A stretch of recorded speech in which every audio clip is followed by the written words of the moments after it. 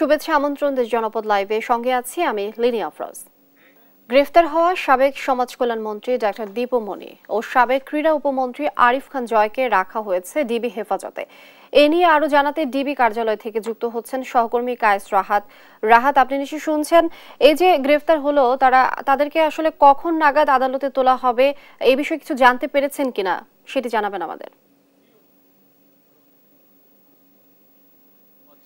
যেমনটি জানেন যে গতকালকে রাত্রে গ্রেফতার করা হয়েছে প্রাক্তন যে সমাজ কল্যাণ মন্ত্রী ছিলেন দীপু মনি, এবং তাকে গ্রেফতার করার পর কিন্তু এই ডিবি অফিসে নিয়ে আসা হয়েছে। এবং আমরা যতদূর জেনেছি যে গতকালকে রাত্রে আত্মীয়র বাড়িধারার একটি বাড়ি থেকে তাকে গ্রেফতার করা হয় এবং গ্রেফতারের পর তাকে এখানে নিয়ে আসা হয়। একই সাথে গতকালকে আরেকজনকে গ্রেফতার করা হয়েছে যিনি ছিলেন সাবেক ক্রীড়া উপমন্ত্রী জয়। তো উনাকে এবং দীপু মনি যিনি ছিলেন তাকে একসাথে এখানে গ্রেফতার করে আনা হয়েছে এবং গ্রেফতারের পর তাকে আজকে কোর্টে তোলার যে বিষয়টি ছিল সেটি থেকে আমরা এটুকু জানতে পেরেছি যে এখনো নির্দিষ্ট করে বলা হয়নি যে ঠিক কয়টায় এখান থেকে তাকে আদালতে নিয়ে যাওয়া হবে। তবে এটা জানানো হয়েছে যে হ্যাঁ, বিকেলের আগ পর্যন্তই হয়তোবা তাকে আদালতে হাজির করা হবে। এক্ষেত্রে উল্লেখ্য যে দীপু মনি 2008 সাল থেকে তিনি চাঁদপুরে 3 আসনের সংসদ সদস্য হিসেবে দায়িত্ব পালন করেছিলেন এবং 2009 থেকে 13 সাল পর্যন্ত বাংলাদেশে পররাষ্ট্রমন্ত্রীর দায়িত্ব পালন করেছিলেন। 2019 সাল থেকে এ পর্যন্ত ছিলেন শিক্ষামন্ত্রী এবং এরপর থেকে আমরা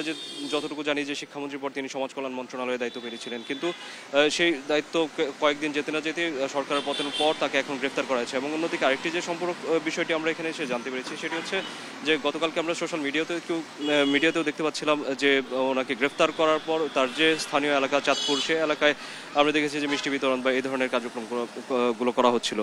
তো মোট যে খবরটি আমরা এখানে ডিবি অফিস থেকে এসে দেখতে পেয়েছি সেটি হচ্ছে যে তাকে এখন পর্যন্ত ডিবি অফিসেই রাখা হয়েছে, এখানকার যারা ছিলেন তাদের হেফাজতে রাখা হয়েছে এবং হয়তোবা বিকেল নাগাদ তাকে এখান থেকে আদালতে হাজির করার জন্য নিয়ে যাওয়া হবে। এবং শুধুমাত্র তিনিই নয়, যেমনটি বলছিলাম যে ওনার সাথে সাথে যিনি আরিফ খান জয় তিনিও গতকালকেই গ্রেফতার হয়েছেন এবং তাকে এবং দীপু মনিকে একই সাথে আসলে আদালতে নিয়ে হাজির করা হবে। তো ডিবি অফিসের সামনে থেকে বা ডিবি অফিসের বরাত দিয়ে এর বেশি কিছু এখনো জানা যায়নি। ডিবি অফিস থেকে এই ছিল আমার কাছে সর্বশেষ সংবাদ। রাহাত, অসংখ্য ধন্যবাদ আপনাকে। দর্শক, ডিবি কার্যালয় থেকে যুক্ত ছিলেন সহকর্মী রাহাত। ভোমরা বন্দরের আমদানি রপ্তানির সবশেষ খবর জানবো দর্শক। সাতক্ষীরা থেকে যুক্ত হচ্ছেন সহকর্মী শরীফুল্লাহ কায়সার সুমন, এই বিষয়ে বিস্তারিত জানাবেন আমাদের। লিনিয়া দাঁড়িয়ে আছি সাতক্ষীরার ভোমরা স্থলবন্দর, যেটি বাংলাদেশের দ্বিতীয় বৃহত্তম স্থলবন্দর। এই বন্দরটি কিন্তু আপনাকে বলে রাখা দরকার যে এখানে কিন্তু বিশেষ করে কাঁচা পণ্য ফলমূল এইখান থেকেই কিন্তু বাংলাদেশে আমদানি হয়ে থাকে। এখানে ভারত বাংলাদেশের আমদানি রপ্তানি ক্ষেত্রে এটি একটি গুরুত্বপূর্ণ বন্দর হিসাবে বিবেচিত। এটি কিন্তু আপনাকে বলে রাখা দরকার যে জুলাই আগস্ট মাসে যে রাজনৈতিক অস্থিরতার সময়ও কিন্তু একমাত্র বন্দর যে বন্দর দিয়ে কিন্তু পণ্য যাতায়াত করেছে। আরেকটি সুখের খবর আপনাকে দিতে চাই, সেটি হচ্ছে দেশ টিভি এই প্রতিবেদনটি খুব ফলাও করেছিল। সেটি হচ্ছে কিন্তু যে এখানে কিন্তু যখন সারা বন্দর, বাংলাদেশের প্রতিটি বন্দর রাজস্ব ঘাটতিতে ভুগছে এবং অর্থ সংকটে ভুগছে, তখন কিন্তু এই বন্দরটি কিন্তু সচল থেকেছে এবং শুধু সচল থাকেনি, লক্ষ্যমাত্রার থেকে অনেক বেশি কিন্তু এখানে রাজস্ব দিতে পেরেছে। আমি একটু দেখানোর চেষ্টা করছি। এখানে কিন্তু সারি সারি ট্রাক, এক পাশে কিন্তু ভারত, এক পাশে বাংলাদেশ। এখন এই যে এর একই সাথে আপনি দেখতে পাচ্ছেন যে যাত্রীরা কিন্তু প্রবেশ করছে, ভারত থেকে আসছে, এই যে যাত্রী আসছে এবং একই সাথে কিন্তু সারি সারি ট্রাক এখানে কিন্তু আপনি দেখতে পাচ্ছেন যে এই যে পণ্যবাহী ট্রাক। এবং আর একদিকে হচ্ছে ভারত। আমি ভারতের দিকটা দেখাতে চেষ্টা করছি, এই যে ভারতের দিকটি, এবং সে দুই পাশেই কিন্তু এখন দীর্ঘ সারি, এখন একেবারে খুব স্বাভাবিক প্রক্রিয়ায় চলে এসেছে এই যে পণ্যবাহী ট্রাক এবং যানবাহনগুলো যাতায়াত করছে এবং সেটি কিন্তু এখন আশাপ্রদ একটি জায়গায় এসেছে। যখন এই যে অর্থনৈতিক সংকটের কথা ভাবা হচ্ছে, ঠিক এরকম মুহূর্তে কিন্তু এই যে আশা জাগানিয়া এই ভোমরা স্থল বন্দরটি রয়েছে। এই ক্ষেত্রে কাস্টমস সহ এখানকার আমদানি রপ্তানিকারক এবং ব্যবসায়ীদের গুরুত্বপূর্ণ ভূমিকা রয়েছে। এখানে উপস্থিত আছে বিশেষ করে কাস্টমসের ডিসি এনামুল হক এবং একই সাথে রাজস্ব কর্মকর্তাদেরকেও আমি পেয়েছি। আমি একটু ওনাদের সাথে একটু কথা বলতে চাই। এখন আসলে ভোমরা স্থলবন্দরের মানে কি অবস্থা, কতটুকু সচল রয়েছে এবং কিভাবে চলছে আপনাদের? আমাদের ভোমরা স্থলবন্দর এবং কাস্টমস শতভাগ সচল আছে এবং যখন দেশে অস্থিতিশীল পরিবেশ ছিল তখনও শতভাগ সচল ছিল। আমরা রাজস্বের ক্ষেত্রে আমরা জিরো টলারেন্স নীতিতে চলছি এবং ইনশাল্লাহ রাজস্ব লক্ষ্যমাত্রা আমরা অর্জন করব। আচ্ছা, এখন মানে আজকে গতকালকে কি পরিমাণ ট্রাক প্রবেশ করেছে, পণ্যবাহী ট্রাক প্রবেশ করেছে, এটি একটু জানতে চাইছি। গতকালকে পণ্যবাহী ট্রাক প্রবেশ করছে 100। আমরা যেমনটি জানছিলাম, ডিসি যেমনটি জানাচ্ছিলেন, কাস্টমস ডিসি যেমনটি জানাচ্ছিলেন যে এখানে কিন্তু আশাপ্রদ একটি চিত্র কিন্তু দাঁড়িয়ে আছে এবং এখানকার মানুষের, বিশেষ করে আমরা ব্যবসায়ীদের সাথে কথা বলেছি এবং আমদানি রপ্তানিকারকদের সাথে কথা বলেছি, তারা আমাদেরকে যেটি জানিয়েছে সেটি হচ্ছে যে ভোমরা স্থলবন্দর, বাংলাদেশের এই বন্দরটি কিন্তু কলকাতার সব থেকে নিকটবর্তী এবং ব্যবসা আমদানি রপ্তানি এই ক্ষেত্রে সব থেকে একটি আশা জাগানিয়া বন্দরটি হচ্ছে কিন্তু এই ভোমরা স্থলবন্দর। এখন বর্তমান সরকারের কাছে সকলের একান্ত প্রত্যাশা হচ্ছে এই বন্দরকে একেবারে 1 নাম্বার বন্দরে কিভাবে রূপান্তরিত করা যায় এবং সকল পণ্য এখানে কিভাবে প্রবেশ করানোর কাজটি করা যায় সেটি কিন্তু নতুন অন্তর্বর্তীকালীন সরকারের কাছে কিন্তু সবার হচ্ছে একান্ত প্রত্যাশা যে এই বন্দরের যে প্রয়োজনীয় উন্নয়ন সেটি যেন ঘটানো হয়। এই ছিল ভোমরা স্থলবন্দরে যে আমদানি রপ্তানি এবং রাজস্ব আদায় তার সর্বশেষ চিত্র। লিনিয়া। সুমন, অসংখ্য ধন্যবাদ আপনাকে। দর্শক, সাতক্ষীরা থেকে যুক্ত ছিলেন আমাদের সহকর্মী সুমন। ছাত্র বিক্ষোভের মুখে চাঁপাইনবাবগঞ্জ পৌরসভার নির্বাহী কর্মকর্তা মামুনুর রশিদ ও হিসাব রক্ষণ কর্মকর্তা আহসান হাবিব পদত্যাগ করেছেন। এতে নাগরিক সেবা ব্যাহত হচ্ছে। আরো জানাতে সরাসরি যুক্ত হচ্ছেন সহকর্মী তারেক রহমান।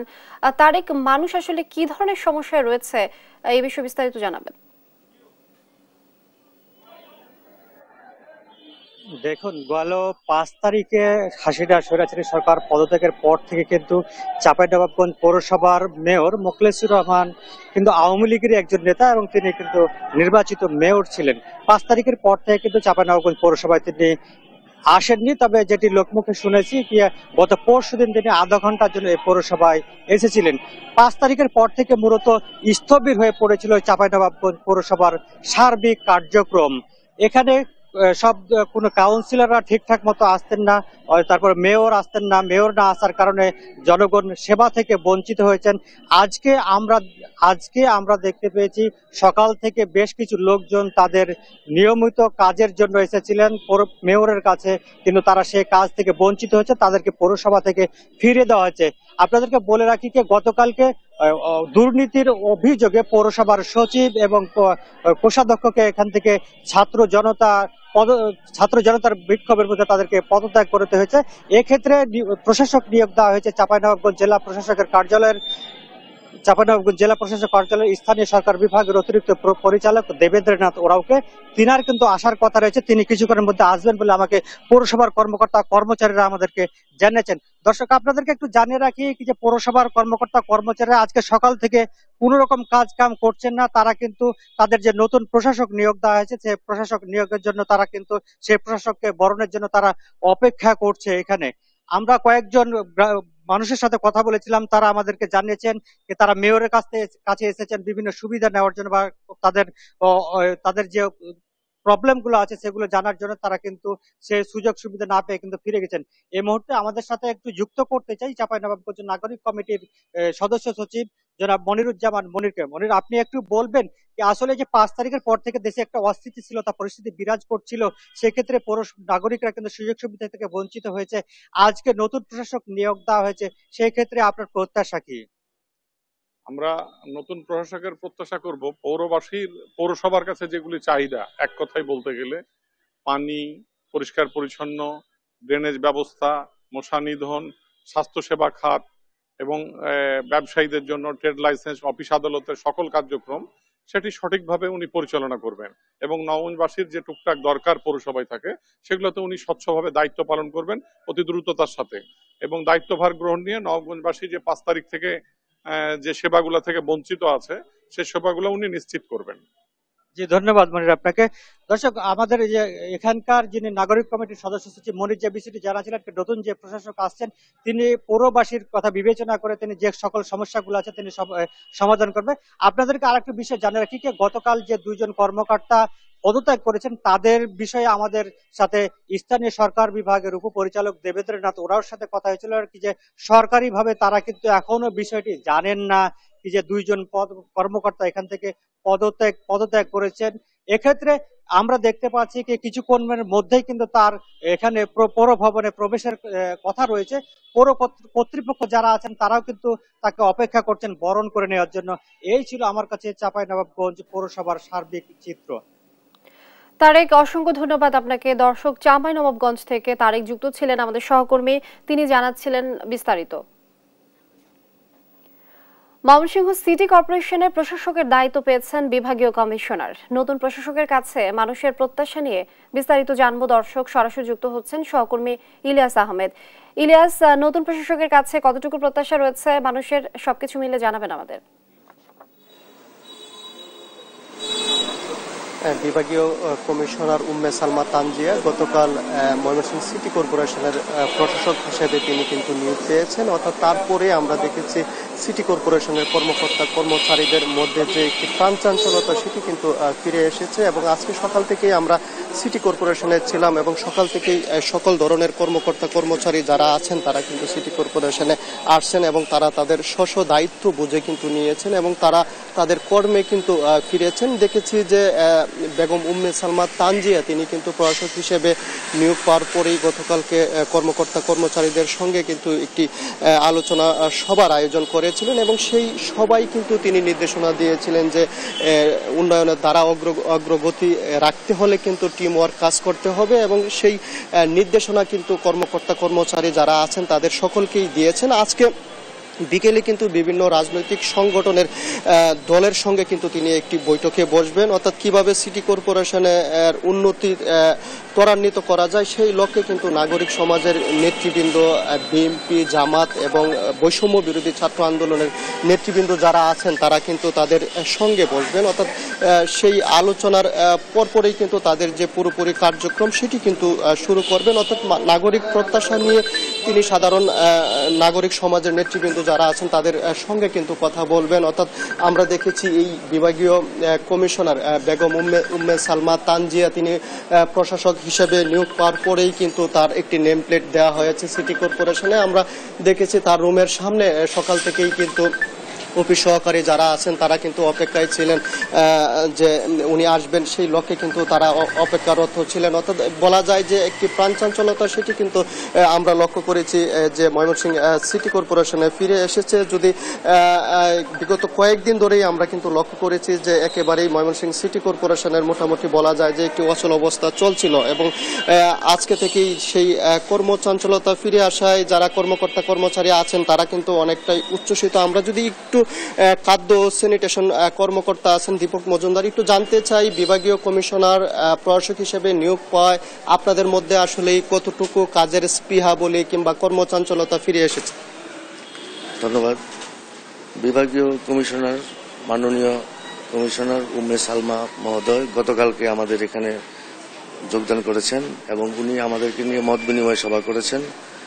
তো উনি কালকে যেভাবে কথা বলেছেন আমরা সবাই আশ্বস্ত, ওনার নির্দেশনায় আমরা কাজ করব এবং উনি গতকালকে সমস্ত কাজের খবরাখবর নিয়েছেন। ডেঙ্গু প্রতিরোধে আমাদের যে ধরনের কার্যক্রম চলতেছে সেগুলির বিষয়েও উনি খোঁজখবর নিয়েছেন। সিটি কর্পোরেশনের বিভিন্ন উন্নয়ন কর্মকাণ্ড সম্পর্কেও উনি খোঁজখবর নিয়েছেন এবং উনি আজকে আবার আমাদের সকলকে নিয়ে এবং ময়মনসিংহ সিটি কর্পোরেশনের বিভিন্ন স্টেক হোল্ডারদেরকে নিয়ে উনি আজকে একটি মত বিনিময় করবেন। তার পরবর্তীতে উনি তার কার্যক্রম সুন্দরভাবে পরিচালনা করার জন্য আমাদেরকে নির্দেশ দিয়েছেন এবং আমরা যেন সঠিকভাবে অফিসে আসি এবং সঠিকভাবে সমস্ত কার্যক্রমগুলি জনগণের সেবাগুলি আমরা ঠিকভাবে দিয়ে যাই, এই আশাবাদ উনি ব্যক্ত করেছেন। ধন্যবাদ। এই কর্মকর্তা বলছিলেন যে তাদেরকে কিন্তু একটি নির্দেশনা দেওয়া হয়েছে, সেই নির্দেশনা অনুযায়ী তারা কিন্তু কাজ করবেন। অর্থাৎ আমরা এই বিষয়টি নিয়ে নবনিযুক্ত প্রশাসক তার সঙ্গেও কিন্তু আমরা কথা বলেছিলাম। তিনি বলছেন যে নাগরিক প্রত্যাশা পূরণে তার সমস্ত দিয়ে কিন্তু তিনি কাজ করে যাবেন এবং সকলকে নিয়েই কিন্তু একটি সুন্দর নগরী গড়ার লক্ষ্যে কাজ করবেন, সেই বিষয়টি কিন্তু বলছিলেন। এবং সাধারণ মানুষের প্রত্যাশা হচ্ছে এই যে চলমান উন্নয়ন কাজ রয়েছে সেটি যেন সঠিকভাবে দ্রুত ত্বরান্বিত হয়, সেই বিষয়টি কিন্তু নাগরিক সমাজের নেতৃবৃন্দ সহ সাধারণ মানুষ সেই প্রত্যাশা কিন্তু রাখছেন। এই ছিল আমার কাছে ময়মনসিংহ থেকে সর্বশেষ। ইলিয়াস, আপনাকে ধন্যবাদ। দর্শক, ময়মনসিংহ সিটি কর্পোরেশনের প্রশাসকের দায়িত্ব পেয়েছেন বিভাগীয় কমিশনার। এ বিষয়ে বিস্তারিত জানছিলাম সহকর্মী ইলিয়াসের কাছ থেকে। দেখছেন দ্য জনপদ লাইভ।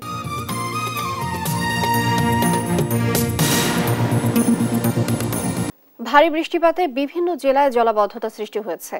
আরো জানাতে নোয়াখালী ও কুমিল্লা থেকে যুক্ত হচ্ছেন সহকর্মী মাওলা সুজন ও সুমন কবির। আমরা প্রথমেই যাচ্ছি নোয়াখালীতে, সেখানে আছেন সহকর্মী সুজন। সুজন, কিছুদিন ধরেই ভারী বৃষ্টিপাত হচ্ছে, ভারী বৃষ্টিপাত হলে কিন্তু জলাবদ্ধতা তৈরি হয়। আপনি জানাবেন যে নোয়াখালীতে এখন কি অবস্থা দেখছেন? লিনিয়া, আমি এখন দাঁড়িয়ে আছি নোয়াখালী জেলা শহর নোয়াখালী প্রেস ক্লাবের সামনে। আপনি নিশ্চয়ই আমার পিছনে লক্ষ্য করছেন যে গত কয়েকদিনে ভারী বৃষ্টিপাতের ফলে নোয়াখালী জেলা শহরে ভীষণ জলাবদ্ধতা সৃষ্টি হয়েছে। আসলে যদি বলতে হয় যে পিছনের ইতিহাসে একটু তাকায়, প্রতি বর্ষাতে নোয়াখালীতে দু একদিনের বৃষ্টিতেই নোয়াখালী জেলা শহরে ভারী জলাবদ্ধতা সৃষ্টি হয়। দু একদিন বৃষ্টি হলেই নোয়াখালীর প্রতিটি সড়ক, বিশেষ করে জেলা শহরের নোয়াখালী পৌরসভার প্রতিটি ওয়ার্ডের প্রতিটি সড়ক, প্রতিটি বাড়ির আঙ্গিনায়, প্রতিটি বাসা বাড়িতে পানি প্রবেশ করে একটা জলাবদ্ধতা সৃষ্টি হয়। এতে নোয়াখালী পৌরবাসী এক প্রকার যে জলাবদ্ধতার কারণে ঘরবন্দি হয়ে পড়ে। ঘরবন্দির কারণে তারা আসলে যে না পারছে দৈনন্দিন যেসব কাজ আছে সেগুলো করতে না পারছে, যে ঘরের কাজ করতে। তো এই জলাবদ্ধতা নিয়ে নোয়াখালী পরিবেশের একটি ক্ষোভ রয়েছে। তারা জানিয়েছে যে আসলে নোয়াখালী পৌরসভার যে আন্তরিকতার অভাবের কারণে বা নোয়াখালী পৌরসভার অদূরদর্শিতার কারণে এই জলাবদ্ধতার সৃষ্টি হয়। তো কেন এবং কি কারণে প্রতি বছরে জলাবদ্ধতা সৃষ্টি হয়, এই বিষয়ে আমি এখন কথা বলবো নোয়াখালী জেলা শহরের একজন বিশিষ্ট নাগরিক, প্রথম আলো নোয়াখালী নিজস্ব প্রতিবেদক মাহবুবুর রহমানের সাথে। আমি তার কাছে জানতে চাইবো যে কেন এবং কি কারণে প্রতি বছরে ঘন ঘন নোয়াখালী শহরে জলাবদ্ধতা সৃষ্টি এবং এর থেকে উত্তরণের উপায় কি? এইখানে আসলে যে জিনিসটা সবচেয়ে বলে রাখা ভালো সেটা হলো নোয়াখালী, আপনি যেটা বলছিলেন যে নোয়াখালী পৌরসভায় বা নোয়াখালীতে প্রতি বছর জলাবদ্ধতা সৃষ্টি হয়, এটা আসলে এটা মাঝখানে কয়েকটা বছর আমরা একটু স্বস্তিতে ছিলাম। কিন্তু দুর্ভাগ্যের বিষয় হলো আমাদের এই জলাবদ্ধতার মূল যে বিষয়টাকে আমরা দায়ী করে থাকি, সবাই বলে যে নোয়াখালীর দুঃখ নোয়াখালী খাল। সেই নোয়াখালী খাল সংস্কারের জন্য সরকারিভাবে উদ্যোগ নেওয়া হয়েছিল, কিন্তু দুর্ভাগ্যবশত সেই খালটি যথাযথভাবে খনন করা হয় নাই এবং শহরের যে পানি নিষ্কাশনের যে খালগুলো রয়েছে, বিশেষ করে ছাগলমারা খাল এবং অন্যান্য খালগুলো রয়েছে, সেগুলো ভরাট হয়ে গেছে। সেগুলো পরিকল্পিতভাবে কোনো কিছুই খনন কিংবা পানি নিষ্কাশনের সুব্যবস্থা করা হয়নি। আর তাছাড়া আমরা যেটা বলি যে পৌরসভাকে, আমরা শুধু পৌরসভার দায়িত্ব না, এখানে জেলা প্রশাসনের দায়িত্ব রয়েছে, জেলার অন্যান্য যেসব দপ্তরগুলো রয়েছে সেগুলোরও দায়িত্ব রয়েছে। আসলে এখানে সমন্বয়ের অভাব রয়েছে। যেমন গত প্রায় 20-25 দিন আগে জেলা প্রশাসকের কার্যালয়ে 20-25 দিন আগেও ঠিক একইভাবে এখানে জলাবদ্ধতা সৃষ্টি হয়েছিল।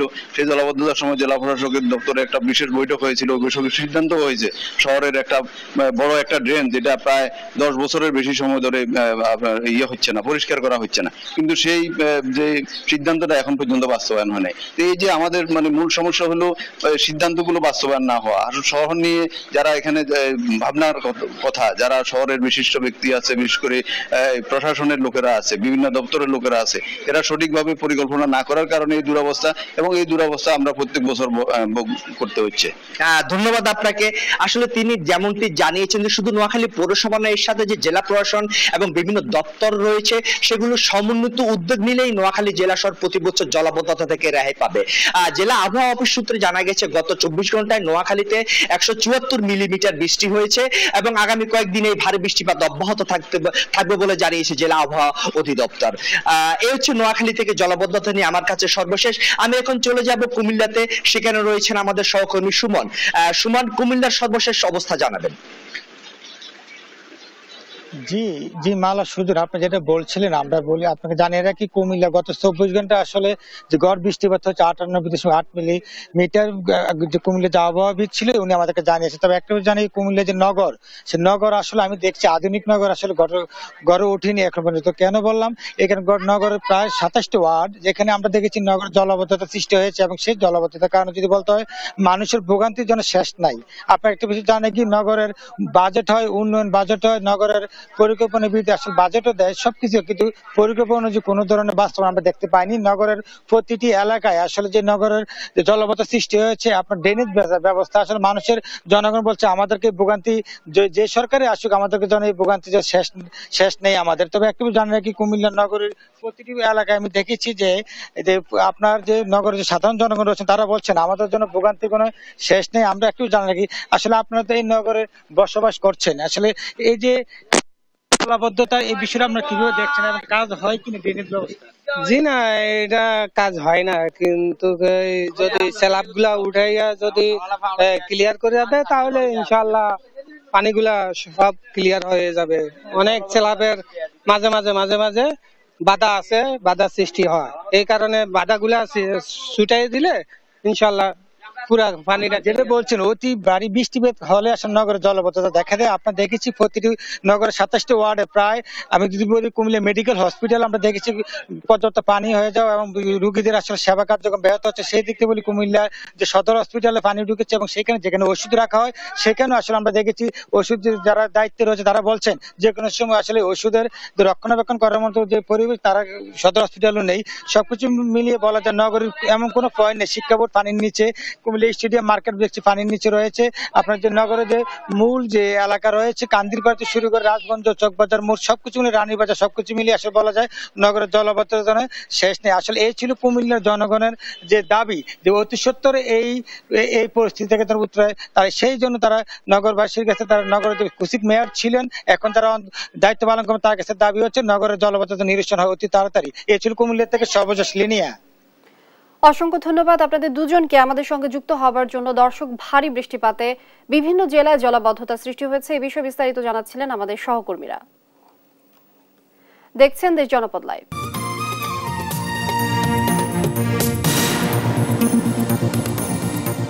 নিত্যপণ্যের বাজার দর জানাতে জয়পুরহাট ও বাগেরহাট থেকে যুক্ত হচ্ছেন সহকর্মী রেজাউল করিম রেজা ও এস সোহান। আমরা প্রথমেই যাচ্ছি জয়পুরহাটে, সেখানে আছেন সহকর্মী রেজা। জয়পুরহাটের বাজার দরের নিত্যপণ্যের কি অবস্থা দেখছেন সে বিষয়টি জানাবেন। আরেকটি বিষয় হচ্ছে ক্রেতাদের মাঝে স্বস্তি ফিরেছে কিনা? ধন্যবাদ লিনিয়া। আমি এই মুহূর্তে দাঁড়িয়ে আছি জয়পুরহাট শহরের যে প্রতিদিনের যে বড় বাজার, এটা হচ্ছে মাছুয়া বাজার বা সাহেব বাজার বলে এটাকে। এটা শহরের সকল শ্রেণী পেশার মানুষ কিন্তু এই বাজারে মানে তাদের নিত্য প্রয়োজনীয় জিনিসগুলো কিনে থাকেন। আমি একটা বিষয় জানিয়ে রাখি যে এই গত কিছুদিন থেকে অর্থাৎ প্রায় 1 মাস থেকে বিভিন্ন পণ্যের দাম, অর্থাৎ এই যে আলু, আদা, রসুন, কাঁচামরিচ, যেগুলো নিত্য প্রয়োজনীয় মানে যেটা আমাদের জিনিসের দাম, সেই দামগুলো কিন্তু দফায় ওঠানামা করছে। তো আমি একটু জানাতে চাই যে আজকে যে আলুর বাজার যাচ্ছে 60 থেকে 70 টাকা, পাশাপাশি কাঁচামরিচ 320 টাকা পর্যন্ত হয়েছিল। 320 টাকা থেকে কিন্তু এখন আজকের বাজার 200 টাকা 220 টাকা যাচ্ছে। তারপরে আপনার যে বেগুন যাচ্ছে 70 থেকে 80 টাকা, ঝিঙ্গে, এক কথায় বলা যায় যে প্রত্যেকটা জিনিসের দামই কিন্তু উঠানামা করছে। তো আমি একজন ব্যবসায়ীর সাথে কথা বলে জানতে চাই যে আসলে আপনাদের বাজার পরিস্থিতি কেমন, আপনি একটু জানাবেন। বাজার আগের থেকে এখন ঊর্ধ্বগতি একটু। আলু যে পাইকারি খুচরা বিক্রি হচ্ছে 50 টাকা কেজি, পটল বিক্রি হচ্ছে 30 টাকা কেজি, বেগুন বিক্রি হচ্ছে 70 টাকা কেজি, করলা 60 টাকা কেজি, ঝিঙ্গা 50 টাকা কেজি বিক্রি হচ্ছে, কচুর বই 50 টাকা কেজি, শশা বিক্রি হচ্ছে 40-50 টাকা কেজি, কাঁকরোল 50 টাকা কেজি, এগুলো বিক্রি হচ্ছে। কাঁচামরিচ বিক্রি হচ্ছে 200 টাকা কেজি, আর ওই লেবু 10 টাকা হালি, পেঁপে বিক্রি হচ্ছে 30 টাকা কেজি ধরে। ধন্যবাদ। তো আরেকটা বিষয় আমি জানিয়ে রাখি যে যে যে প্রত্যেকটা পণ্যের দামই কিন্তু যে অন্য যে মানে তেল বা মাংস বা আপনার মুরগি সব দামই কিন্তু বিভিন্ন ভাবে উঠানামা করছে। তো এ পর্যায়ে বলা যায় যে আসলে বাজার মনিটরিং ব্যবস্থাটা জোরদার করলে হয়তোবা এখানে আপনার বাজারটা স্থিতিশীল থাকবে। তো আমি একজন ক্রেতার সাথে কথা বলে জানতে চাইবো যে আঙ্কেল, আমি দেশ টিভির লাইভ চলতেছে, আপনি বাজার পরিস্থিতি কেমন? আপনাদের বাজার কেমন চলছে? কেমন আপনারা কেনাকাটা কেমন করছেন? বেশি তো দাম, বেশি দাম কমেনি তো, এখনো বেশি করে তো করা লাগছে, সব কিছুরই তো দাম বেশি। কি চান আপনারা? কম চাই, সব কিছু কম যেন হয়, এটাই চাই। দেশ শান্তি ফিরে আসুক, এটাই চাই, আর কি চাবো। আমাদের গরিব মানুষের ধন্যবাদ। আচ্ছা, তো এক কথা বলা যায় যে জয়পুরহাটের যে বাজার পরিস্থিতি কিন্তু ওঠানামা করছে। এখানকার সাধারণ ক্রেতা বা যে ভোক্তারা যেটি জানিয়েছেন যে এখানে বাজার মনিটরিং ব্যবস্থাটা কিন্তু খুবই দুর্বল। এই বাজার মনিটরিং জোরদার করার দাবি জানিয়েছেন যে এখানকার ক্রেতা ও সাধারণ মানুষেরা। আমি এখন চলে যাচ্ছি বাগেরহাটের বাজার পরিস্থিতি জানার জন্য।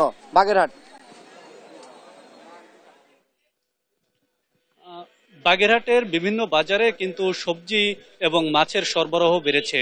সরবরাহ বৃদ্ধির কারণে তুলনামূলকভাবে দাম কমেছে। আমরা এই মুহূর্তে রয়েছি বাগেরহাট জেলার চিতলমারী উপজেলা সদরের যে বাজার রয়েছে সেই বাজারে। এই বাজারে আমরা সকাল থেকে দেখেছি যে সবজি সহ সব ধরনের পণ্যের কিন্তু সরবরাহ বেড়েছে। আমরা যদি দাম জানাতে চাই, এই বাজারে আজকে আলু বিক্রি হচ্ছে 60 টাকা করে, করল্লা বিক্রি হচ্ছে 60 টাকা করে, কুশি 60 টাকা, পেঁপে 50 টাকা। আমরা যদি একটু মশলার দিকে যাই, মশলার দাম কিন্তু সেইভাবে কমেনি, মশলার দাম কিন্তু অপেক্ষাকৃত বেড়েছে বলা যায়।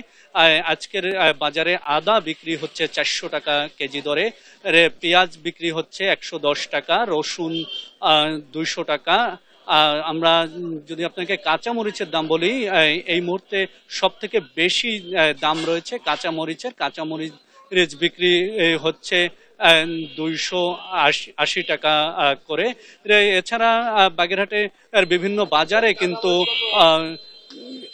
মাছের দাম কিন্তু কমেছে। আমরা যদি আপনাকে বলি, ইলিশ মাছ বিক্রি হচ্ছে কেজি যে 1200 থেকে 1300 টাকা করে।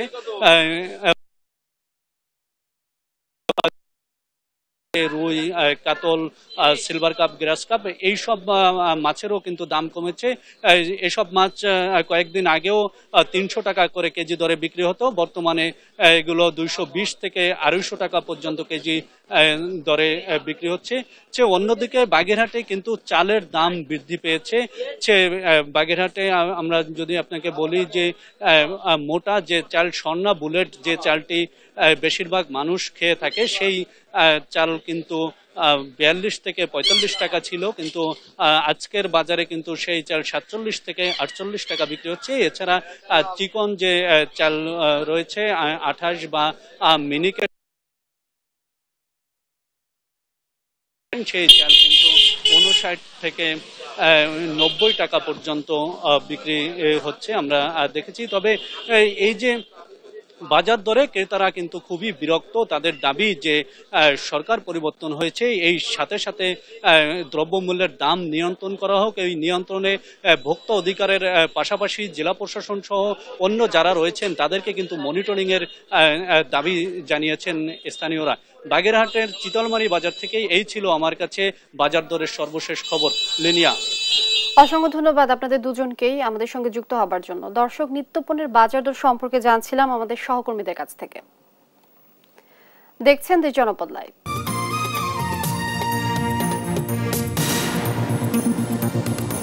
মাছের বাজারে সবশেষ খবর জানবো দর্শক। চট্টগ্রাম থেকে যুক্ত হচ্ছেন সহকর্মী একেএম নাজিম যুক্ত হচ্ছেন। নাজিম, বাজারে তো আসলে সবকিছুর দামই ঊর্ধ্বমুখী, আপনি জানাবেন মাছের বাজারে কি অবস্থা দেখছেন, ক্রেতারা সাধ্যমতো কিনতে পারছেন কিনা?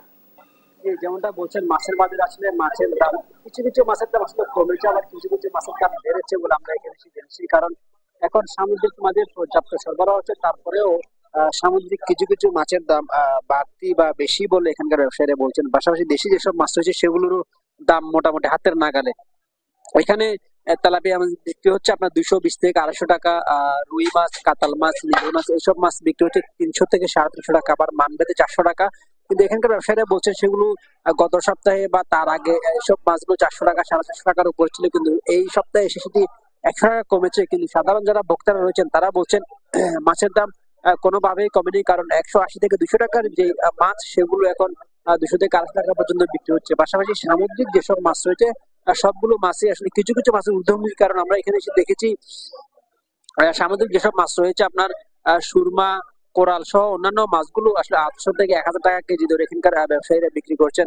আর ইলিশের যে কথা বলতে গেলে, যেহেতু এখন ইলিশ ধরা হচ্ছে বা ইলিশের একটা মৌসুম চলছে, ইলিশের যে কথাটা বলতে গেলে এখানে 1 কেজি বা 1 কেজি 200 গ্রাম যেসব ইলিশ রয়েছে সেগুলো বিক্রি হচ্ছে আপনার 1600 থেকে 1700 টাকা পর্যন্ত। পাশাপাশি 2 কেজি ওজনের যেসব ইলিশ সেটি বিক্রি হচ্ছে আপনার 2200 থেকে 2500 টাকা পর্যন্ত। তো এখানকার যারা ব্যবসায়ী রয়েছেন তারা যেটি বলছেন আসলে ইলিশের দাম তুলনামূলক অনেক কমেছে, কারণ আগে এখানে 1 কেজি ওজনের ইলিশ মাছ আপনার বিক্রি হতো 2200 থেকে 2500 টাকা পর্যন্ত, সেটি এখন এসে 15 থেকে 1600 টাকা পর্যন্ত 1 কেজি ওজন ইলিশ মাছগুলো বিক্রি হচ্ছে বলে ব্যবসায়ীরা বলছেন, কারণ দাম অনেক কমেছে। আর যে 2 কেজি ওজনের যেসব ইলিশ মাছ ইলিশ রয়েছে সেগুলো আপনার বিক্রি হচ্ছে আপনার 2200 থেকে 2000 টাকা পর্যন্ত। দাম অনেক কমেছে বলে ব্যবসায়ীরা বলছেন। কিন্তু সাধারণ যারা ভোক্তা সাধারণ রয়েছেন তারা যেটি বলছে আসলে এখনো মাছের দাম কমেনি, কারণ ভোক্তা যারা রয়েছেন তারা বরাবরের মতো দাবি করছেন কোনোভাবে মাছের দাম কমছে না। কিন্তু ব্যবসায়ীরা বলছেন গত সপ্তাহের তুলনায় এই সপ্তাহে অনেকাংশে আসলে সামুদ্রিক মাছ থেকে শুরু করে দেশি যেসব মাছ রয়েছে সবগুলো মাছেরই দাম কমেছে। আমরা এখানে দেখছি যেসব চিংড়ি মাছ রয়েছে সেগুলো মান ভেদে আপনার 700 থেকে 800 টাকা, আবার কিছু কিছু মাছ বিক্রি হচ্ছে আপনার 1200 থেকে 1500 টাকা পর্যন্ত চিংড়ি মাছ বিক্রি হচ্ছে। তো সব মিলিয়ে বলা যায় যারা বাজারে আসছেন এবং যারা ভোক্তা সাধারণ রয়েছেন তারা বলছেন যে গত সপ্তাহের তুলনায় কিছু কিছু দাম কমলেও অনেকগুলো অংশে আসলে মাছের দাম বাড়তি। আরেকটি বিষয় হচ্ছে যে গত দিন ধরে আমরা দেখেছি যে যারা ছাত্র আন্দোলনের নেতাকর্মী রয়েছেন তারা আসলে কয়েকদিন পরপরই বিভিন্ন বাজারগুলো মনিটরিং করছেন, কারণ বাজারে যেসব নিত্য প্রয়োজনীয় পণ্য থেকে শুরু করে শাক সবজি মাছের দাম বাড়তি রাখা হচ্ছে কিনা বা বেশি দাম রাখা হচ্ছে না, এগুলোর কারণে বৈষম্য বিরোধী ছাত্র আন্দোলন যারা সমন্বয় করছেন তারা অধিকারের পক্ষ থেকে প্রতিদিনই কোনো না কোনো বাজার মনিটরিং করা হচ্ছে। তাই বলা যায় আসলে কিছুটা নিয়ন্ত্রণে বলা যায় মাছের বাজারে, তবে ভোক্তা সাধারণ বলছে আসলে দাম বরাবরই বাড়তি রাখা হচ্ছে। এই ছিল বাজার থেকে আমার কাছে সর্বশেষ। নাজিম, অসংখ্য ধন্যবাদ আপনাকে। দর্শক, মাছের বাজার দর জানছিলাম সহকর্মী নাজিমের কাছ থেকে। এই ছিল এখনকার দেশ জনপদ লাইভ। পরে বুলেটিন দেখার আমন্ত্রণ রইল। ধন্যবাদ সবাইকে।